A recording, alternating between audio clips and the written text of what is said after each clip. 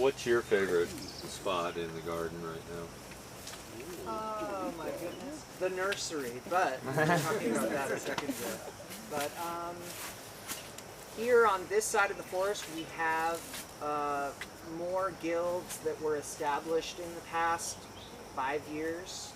And so we can look at things that are 5 years old, 3 years old. So it's kind of seeing those things come along and making the changes that are necessary to give them a straight ahead course for development.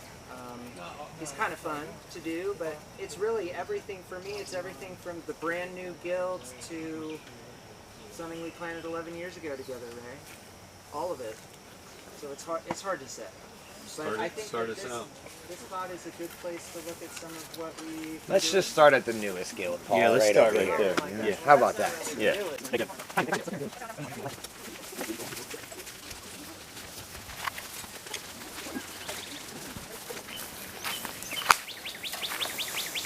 this field was made about 5 years ago by the Go Farm Hawaii program.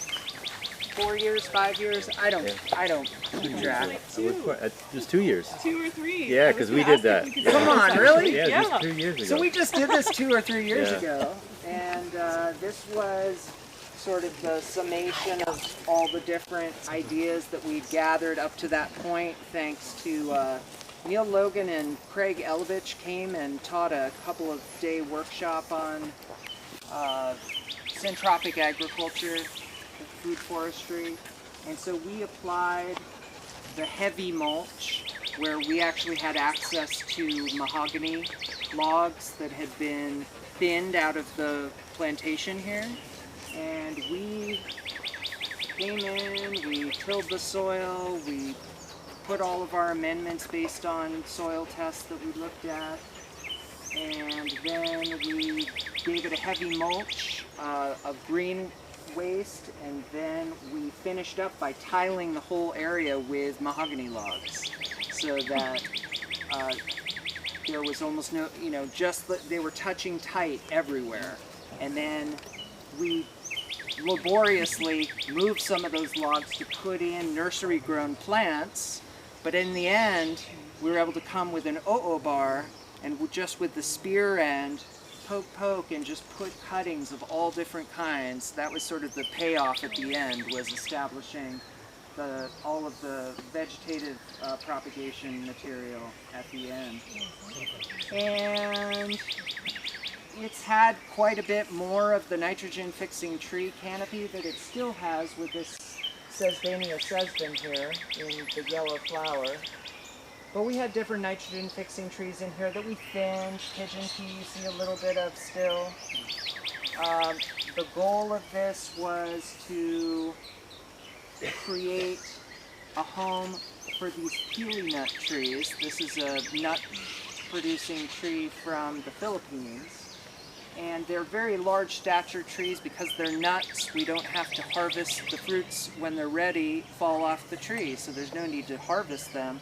So here's an opportunity to grow a tree and just let it be as big as it wants to be. So they're very large stature trees that would get 100 feet tall in their maximum expression. So we put those at the greatest distance, kind of on opposite ends of the guild. And then we filled in with, in terms of placement, all of the long-term plants that are going to be there for many years needed to find their perfect spot because they weren't moving. And then we filled it all in with the short-term stuff, things like papaya and medium-length stuff like mamaki. But in this guild as well, we have coffee here. This is a lemon drop mangosteen. It's a cute little spherical yellow fruit that's quite tart and delicious. Macambo, which is a relative of cacao. We're trying to plant as many of these as we can in the forest. And who else is in there? Do you recognize anybody? That's pretty much it. We put in some ava, we put in some slow-growing nitrogen-fixing trees for trellis, and sugarcane, and on. As many things as we kind of had ready in the nursery that we could fairly space. We do plant things pretty tight here in the forest. Not everything's going to be there forever. So sometimes we just need to make a decision, and even if that's a fruit tree that's been growing for a handful of years, we wind up cutting it down if it's like, it wasn't the one that was like, yes, I am the one for this space. So we try not to waste plant material like that, but we also want to get it as dense as we can. The pineapple you have there still. Pineapples, yeah, this is the sugarloaf, I'm pretty sure. Now, one of the big factors we've had here is this bamboo that a friend of mine planted many years ago, and it's gotten big. This was not planted as a friend of the food forest, but it's gonna change. So it's probably had about 30% or more of the material taken off in just one work day. It brought in a lot more light into this guild. I'd like to see more light coming in, but it's a good start. So you got 2 peelies. Yes. Is there any way to make sure you've got a male and a female? No. You just I mean, yeah, the only way to do it would be to graft, yeah. mature, flowering material so that you could see. Many of these trees can either be male, female, or have hermaphrodite flowers as well. And my understanding is peely nut is one where you get that little bit of an extra chance that it's a hermaphrodite and a male or a female. We're crossing our fingers. Well, if you need a male, I've got one at home. I Okay. don't really know what to do with. Okay. Excellent, excellent. We have made that mistake in the forest and planted fruit trees. Chocolate sapote is one that comes to mind. And it's forever will only make pollen because it's a male plant. So we wound up cutting that one down and then remembering we've got to get a grafted one next time around. So we're looking to do that. I haven't started grafting. I'm really excited about the possibility, but I'm still stupid like that. Anything you want to share about it? I think you're doing a great job, Paul. Thanks. You want to take the next one? Okay. Hey, Ray. This is a black sugar cane.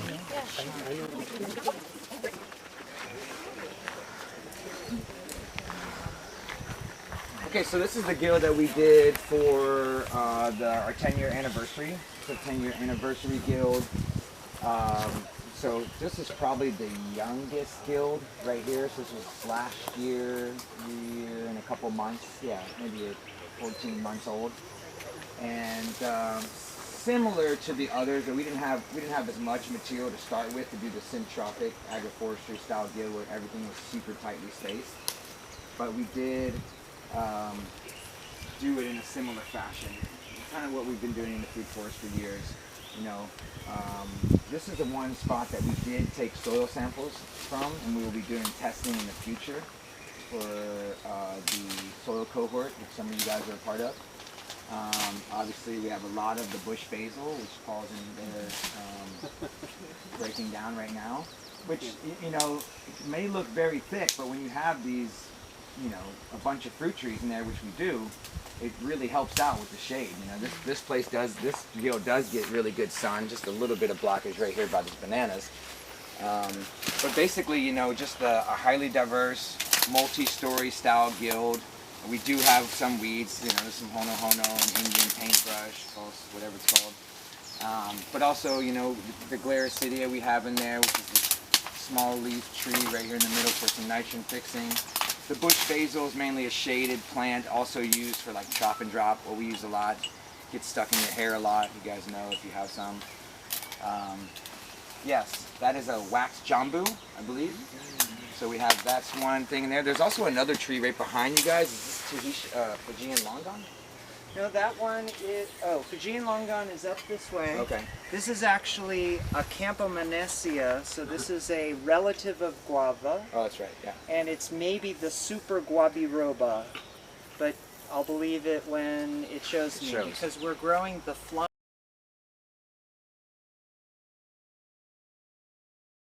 flying saucer fruit. Oh, right. Has that landed in anybody's collection yet?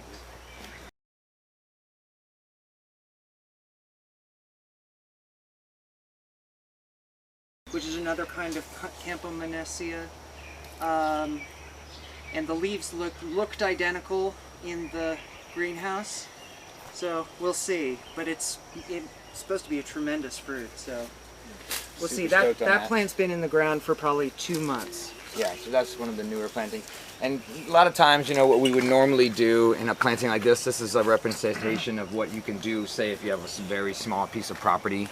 Obviously, a lot of wood mulch in here. There was a lot of also green mulch in here. I don't think there may be some tilling, but I doubt it. It probably was dug just a nice size hole.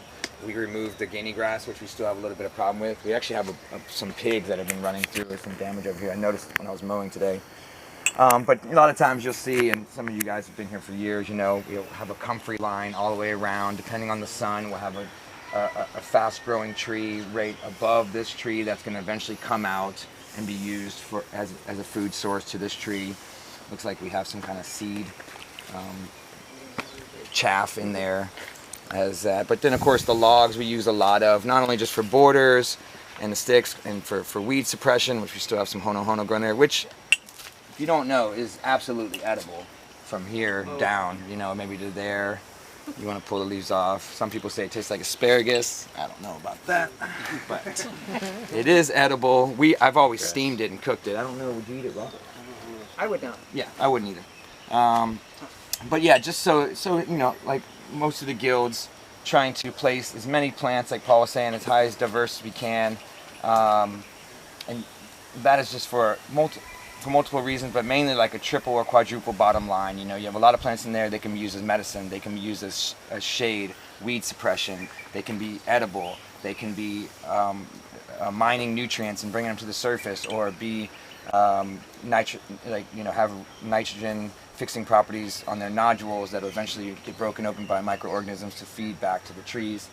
This banana patch was already here. You know what kind of bananas he has? 1,000 fingers? This was before the guild was established. That's what I mean. Sure. This is 1,000 fingers. Yeah, and there's an example right over there. You know, not the rarest, but you won't see too many in people's gardens anymore. And it has maintained over the years with the bunching top that we have here. And so that was kept in, and I don't know what kind of farm we have here, the huge one that we took down. This is a royal farm. The waxjambu, we see the edible hibiscus. So like I said, just, you know, This is called 1,000 fingers banana. The voted cabo right over here. I know, like Paul said, we have the Fijian, the Fijian long gone. We also have like either yes, on the other side, Sapodia. So it's still early days. And then this one here, that's that thing with that. Oh, that's good. That is India, and some of the dual compounded leaf ones in there. That's a good question. Is that a polyanthic? It could be the bigger pot. Oh, right. Which gets really huge, as expressed by Ray's chuckle there. We have some back there. Go get it. Yeah, Go get it. really big. Come this way and see more everyone. Yeah.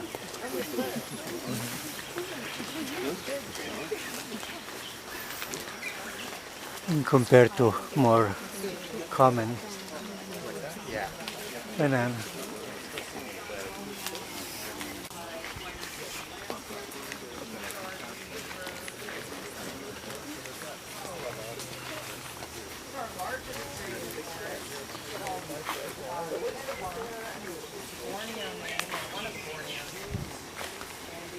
Nitrogen fixing tree that has edible fruit that are maybe forming on the tree. It's just gone through a flowering period, and the only way we're going to get those fruits is if we prune this tree, which needs to happen anyway. So I'm really excited to bring some more light into the lower canopy. It's definitely created a really shady situation. The cacao doesn't seem to mind, which is surprising me, because most of the cacao that I see doing its very best is in full sun. And these trees are under a lot of shade, and they still are producing so much cacao. So I don't know what's going on. I haven't figured anything out yet. But yeah, so cacao, we have 27 fruiting trees in the forest and another 20 juveniles that are on their way to that. If we have anything that's like, when it's going off, we have enough to do something with it, more than just feed us when we're here. It's going to be, cacao is going to be one of those things. And we're in the season right now, so it's exciting to have. This guild here is another one that I'm feeling came out really nice. My partner Maria Sol and I made this 3 years ago or so. Correct me if I'm wrong. But she put a lot of attention into like buffing it out and making sure there's no weeds in there. So we have Boldo, relative of basil, and a really strong medicinal plant. This is the native nettles tree, mamaki, growing. And then these cacao we got from Will Lydgate at Lydgate Chocolate. And this is one that he brought to the radio show and told us it was an upper Amazonian rainforest cacao, which I've realized doesn't really narrow it down because the Amazon's a very large place. But this particular one has sort of an outsized fruit. This is the first fruit producing on the tree right here. And cacao, I've come to look at in a new way after living with it in various places and seeing how it responds to injury, damage. It'll just send up another shoot. So if you have a cacao tree and it's not really a good form, but you have those suckers growing, you could just reform the tree out of that sucker. Kinds of spinaches, a lot of coleus, a lot of mulch in there. We were lucky to have shell ginger on the corner, which we've dragged in a whole bunch of those stems. We've got cardamom here. Is this ascendant ginger-like plant? This is shampoo. This one is yellow ginger. We do have some ice cream beans for nitrogen fixation. They will not be allowed to become full trees. But we just pop the seeds in when we establish this guild. Different varieties of ava. And now we're getting into another relative of cacao, which is called the kupuasu. And this tree is fruiting right now. You can see them if you go to the Princeville Botanical Garden. They have big, beautiful specimens, and Michael Wise gifted us with the planting material. That's how we got these. We've got some young fruits happening on kupuasu for the first time here. Wayusa, a close relative of yerba mate, that makes an incredible, very delicious tea that you don't need. Mate, you have to smoke it, and drying it is a whole process, and then you have to age it because it's very bitter when it's just a fresh herb. This one, you just dry the leaves and make a tea, and it's as good the day that you make it, the day you harvest it, as it would be sitting in a jar on your shelf for a couple of years. Wayusa, it is a vegetatively propagated plant. We've been successful with air layers and cuttings. Maybe could happen if you had a mist box, you could do cuttings, but definitely a very valuable plant to us. And we actually do have a true yerba mate if you haven't seen it growing. It's around different farms now, but this is an unusual variety with a larger leaf. It's very slow to establish, but we actually have Marshall Paul to thank for importing this plant and caring for it at his home for a while until it got planted out. It's slow, huh? But this is a yerba mate here. The other kind with a smaller leaf is very vigorous, but this one is just taking its time. I mentioned the 2-day agroforestry workshop that Craig Elovich and Neil Logan and Sophia Boert taught back in 2019, 18, 19, December. This is the guild we established for the class, and it's great to have a barn raising like that when you get a whole bunch of students, like a permaculture design course style, to put in a lot of extra work to establish a guild. And this was our first syntropic style guild that we created with different varieties of Hawaiian ava or kava. This is Mo'i is the variety here that really likes our particular soil, rainfall, sunlight. Not every variety or cultivar is going to do well for you in a particular area, but if you plant enough, you'll find the ones that really want to go. And this one is very successful here. We do have Kiva, the taller black variety, although this isn't behaving taller right now. This beautiful tree that Ray is standing underneath is Tahitian chestnut, which is a huge food producer. How many times a year, Freddie? I mean, when I'm mowing, I see it all the time, so I wouldn't know exactly 3 times maybe. Okay. We ate yesterday at the Food Forest, we ate a bunch. Did you really? Yeah, we harvest from both the trees. Okay. People with a peanut allergy can be allergic to this plant, but other than that, it makes a really big hockey puck sized fruit, or rather the pod is that big, and then the fruit inside is maybe half as big as a hockey puck. And how do you get into it? With a machete. With friends. Any questions?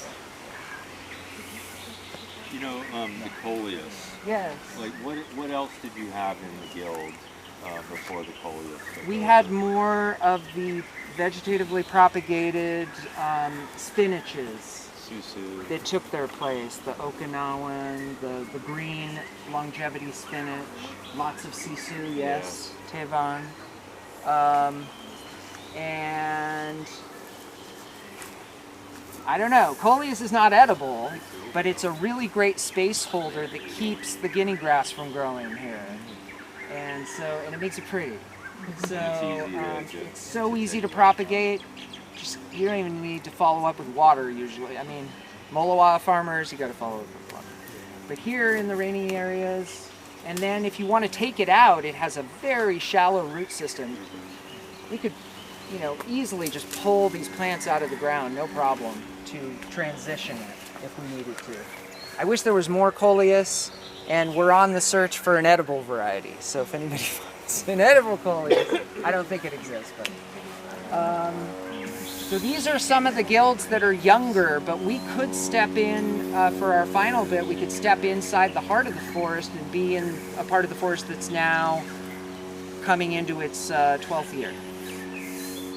Yes. How edible are the bananas that are thousand-finger bananas? Thousand-finger bananas. How edible are they? Has anybody ever eaten the thousand fingers before? Yes. They're okay. What do you think? I found monkey toes. They're good. Monkey toes. Yeah, they're little. They're sweet and they don't have a great amount of flavor to them. The problem is they're so tightly packed. You're trying to get the fruits out. You can't pick one off very easily because they're all bunched up together. So I haven't figured out how to do it.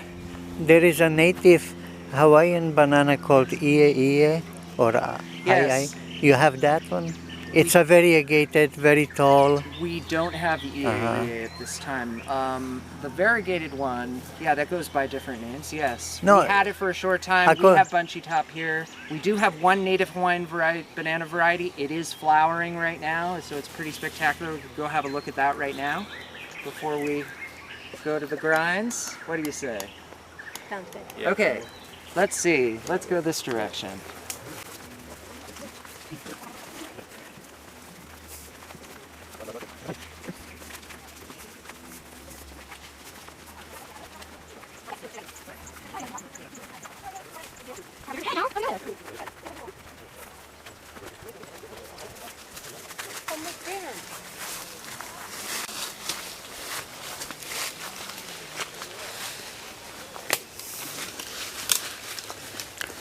Hello, welcome.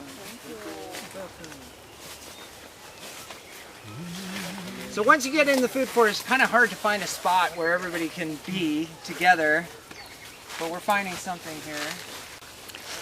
So,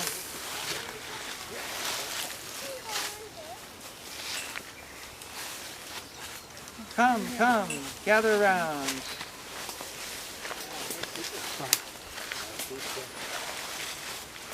Freddie, Yes. would you be willing to tell the good people about this tree that Natalie's leaning up against? Oh, okay. Well, let's see. Let me just give it a little check. See.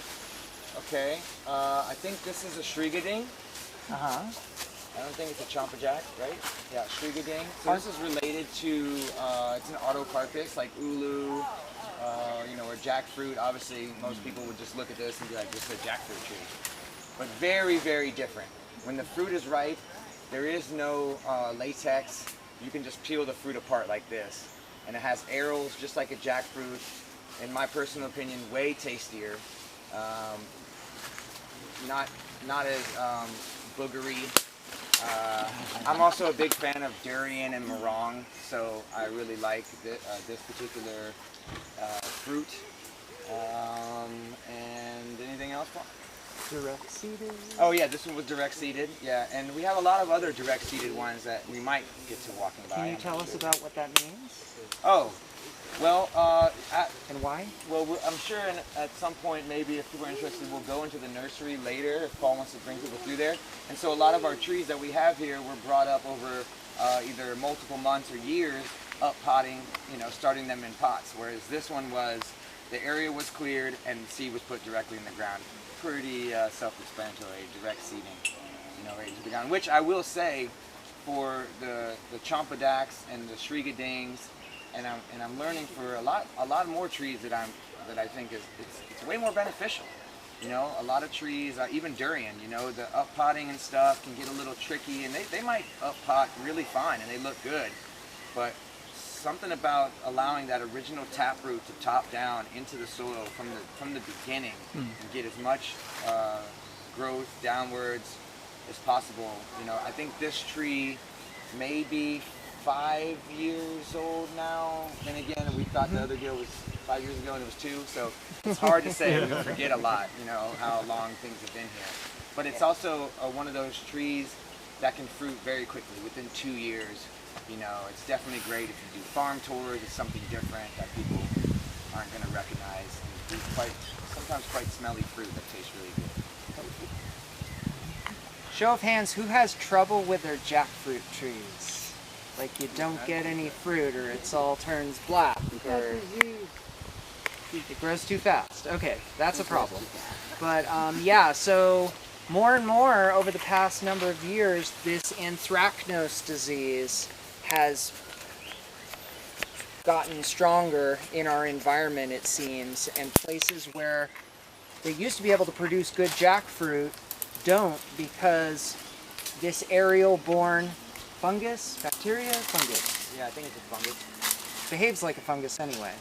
It inoculates the outside of the jackfruit, and then the jackfruit stops expanding. It first gets little flat pinpricks, and then they expand to dots, and then the whole thing turns black, and then fungus starts growing out the side, and it never matures. It splits open, and it doesn't get mature. So that's a bummer if you love jackfruit. But there are tropical relatives. Now this one, you were saying this is a shrigading, it's not a champajack. What's the difference? Well, Can I get spelling on those? Yeah. shrigading is S-R-I-G-A-D-I-N-G, Okay. and champajack is C-E-M-P, champa E-J-A-K, or C-K, you know. There's a bunch of different spellings on the internet from where they come from. Okay. I mean, one of the difference in that you can tell just by what kind of fruit it is like the back side of the leaf will be hairy on a champajack. The difference in flavor and taste to me, not that different Okay. that I've experienced. Uh-huh. I think I want to say that I do like the champajack better. The champajack? I'm sorry. Okay, I've been confusing everybody. Excuse me. Okay, now I'm up My to bad. speed. Shrigading is a champajack. Yes. So that's like you're mixing them together. And then there's Champa Dak with the D. That's the true Autocarpus. Not sure. That's the real test. Jack, which is a mix of the Champa Dak with the jackfruit. And as so far, both of those different species, the Champa Jack or the Champa Dak, in a fairly wet environment such as here, though it's been dry lately, are not getting the anthracnose. We're getting fairly good sized fruits. We have one over here that is 6 years old, producing really big, at least right now, one fruit. And yeah, do you have anything to add on what's the difference between, or were you?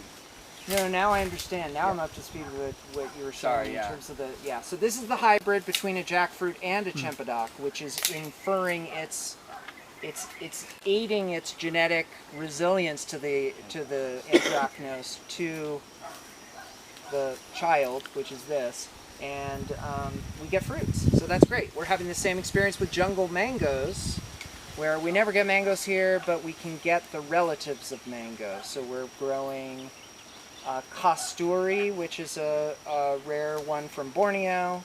We're growing the Odorata mango, and we're open to any newcomers.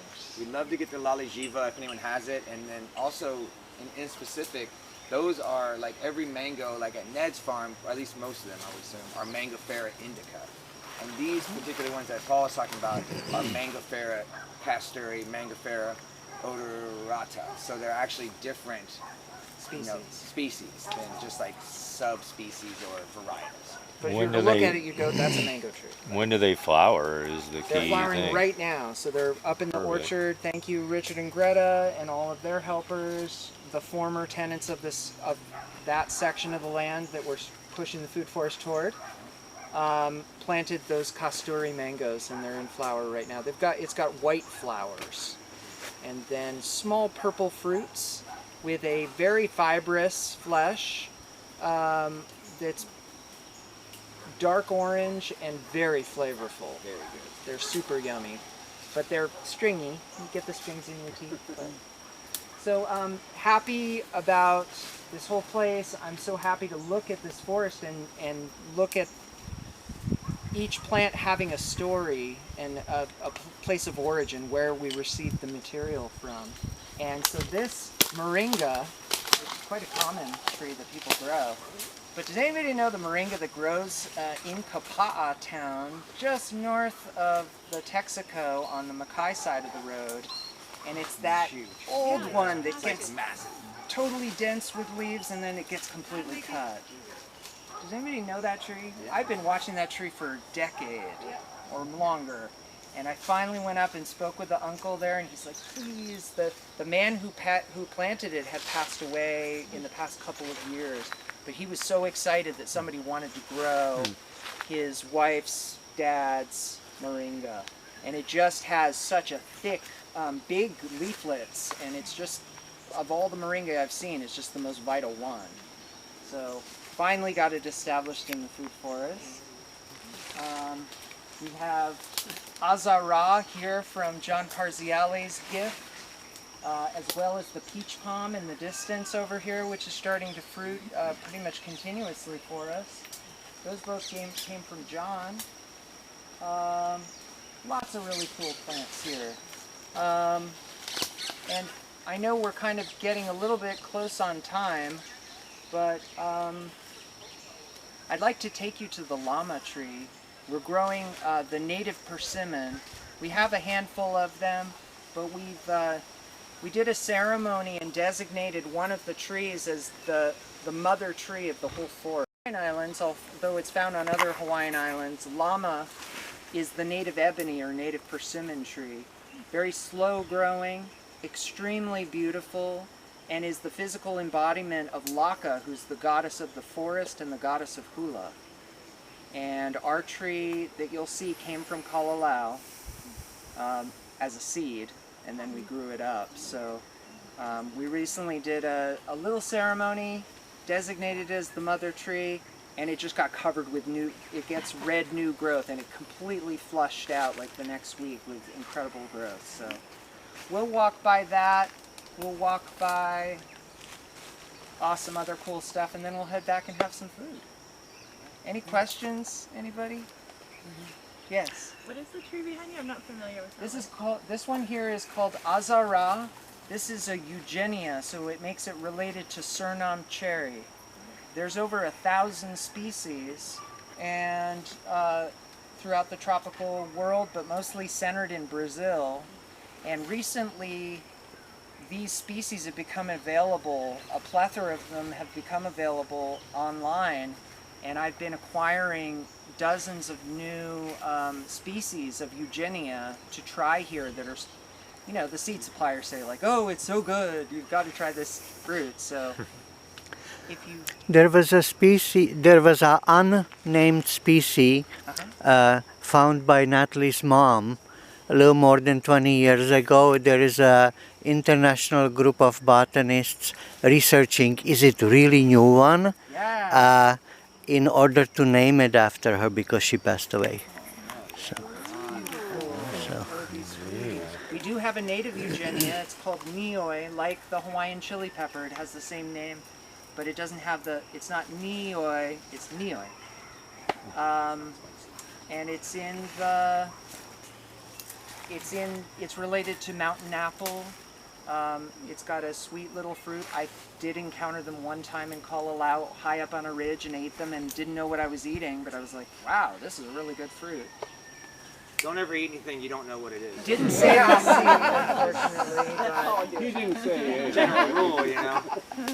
So as we come around here, we're going to walk by mango plum. That's that mango-looking relative there. Came from Bangkok.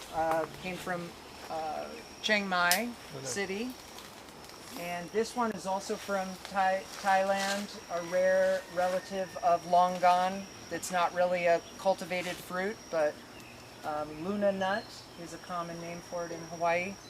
And so when as the leader of, we're not going to be able to gather around the llama tree, but when I get around to it, I'll point it out to the people at the front of the line, and then y'all can just point it out to each other as you're walking by, so everybody gets to see this beautiful goddess growing amongst us.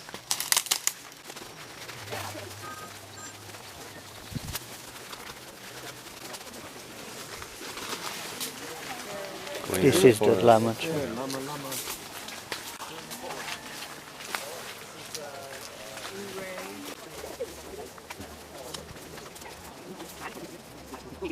This is actually John Parziale. Brother John.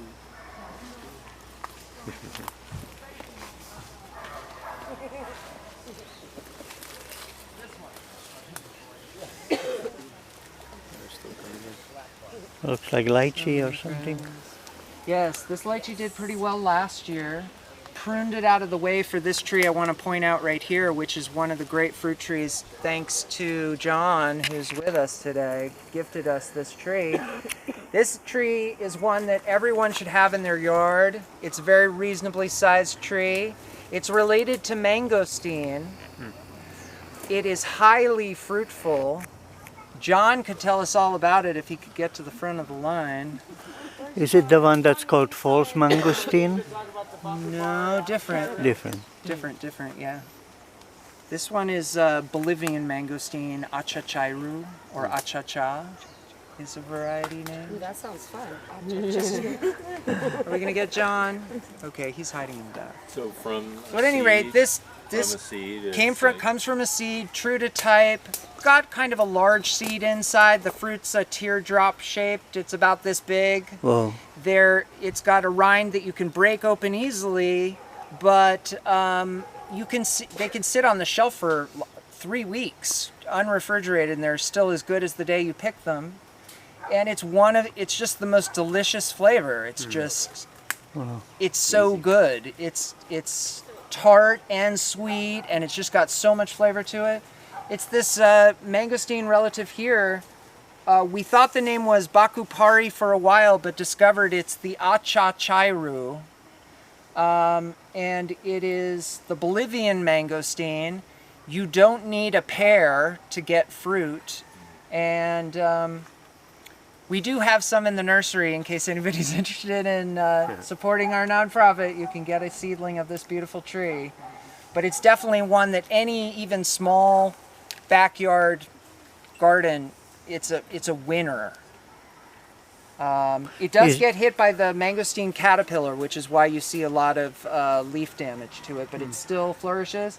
Is this the size it gets when it's full size? It could get bigger. I've done very little pruning on this tree, but it's also been under some shade. Now it's got more room. I think it will get bigger. It is in flower right now if you want to check it out. And Paul, we have Yes. a thing called the mangosteen caterpillar now. Yes, we do. It's been over here for quite a while. It's the reason why the couple of mangosteens we planted in the forest never grew into trees of any particular size, like fruiting size, is because the mangosteen caterpillar comes and eats relatives of this. It'll eat the mame apple, which we're going to pass here on our right-hand side, because it's related, and the caterpillar knows that, because it's yummy. But the plants will continue to flourish. They just look real ratty, some of them, but the true mangosteen, the purple mangosteen, it's totally shut us down. And I did just get some dipel, so I'm going to try to do a spray schedule to allow the trees to establish the true mangosteen to finally grow into a full-size tree. All right.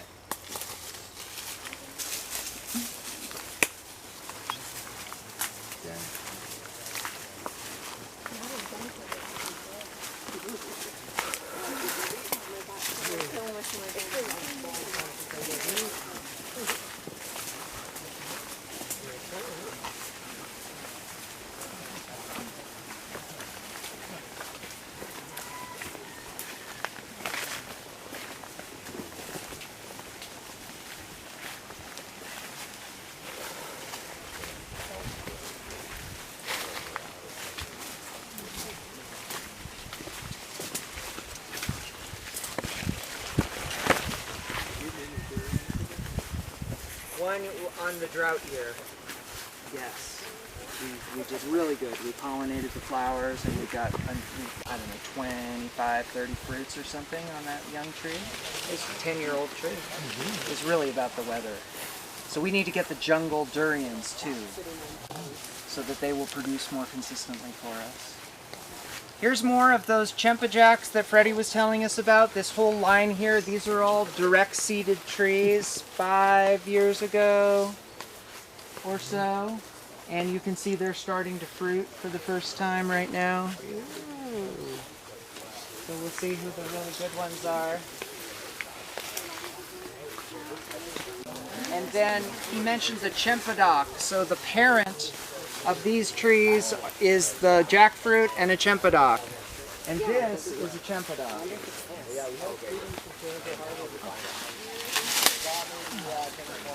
This guy here. And if you want to know if you have a chempedoc or not, because I thought that some of these were chempedocs, but they're all the jackfruit cross, is the midrib here has just a little bit of hair on it. So if you run your finger on here, you can feel it. If you did that to the chempajacks or a jackfruit, you don't feel that hairs. The other way to tell is that in general, the jackfruit and the hybrid here, they hold their leaves aloft. And then you can see these ones are more laying out. And who is A this? little bit different color of the foliage. This is mame sapote. Oh. This is a grafted variety. I'm very happy that Mark Olson made sure that we got the Panton variety. It's I think the most popular variety of mame sapote out of Cuba.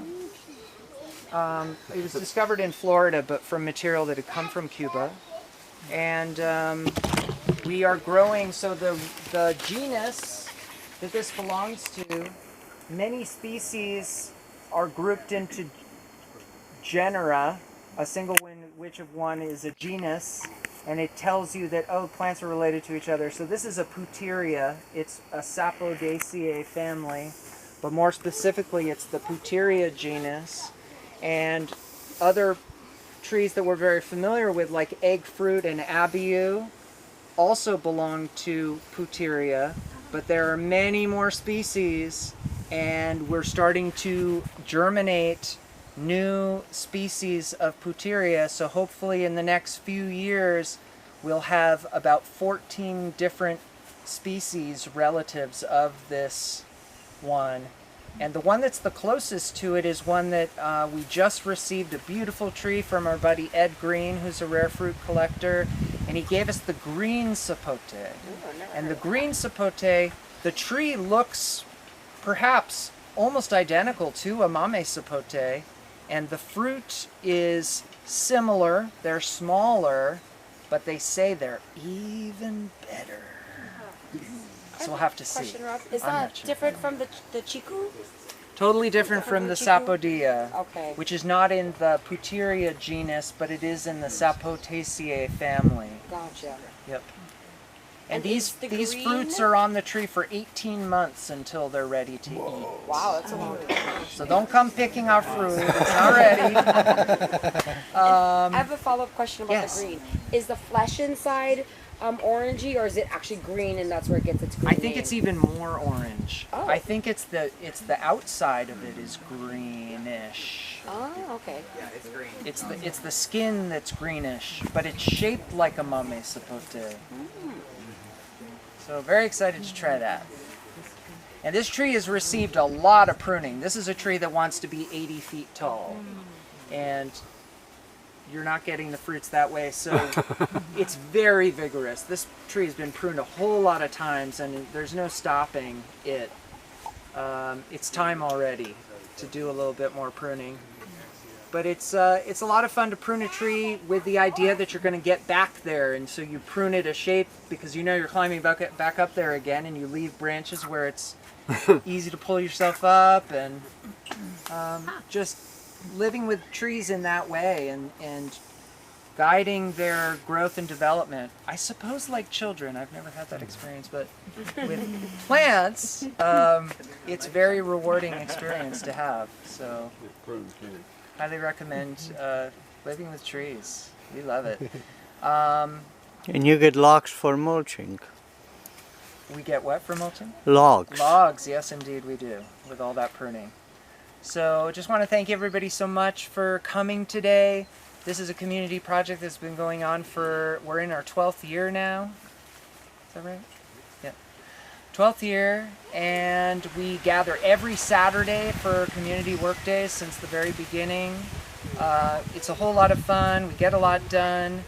We've done big moves in the back that we didn't even show you today, but we've been battling an invasive weed, and we've been clearing other weeds and starting new guilds that we didn't get a chance to look at today. So much going on here.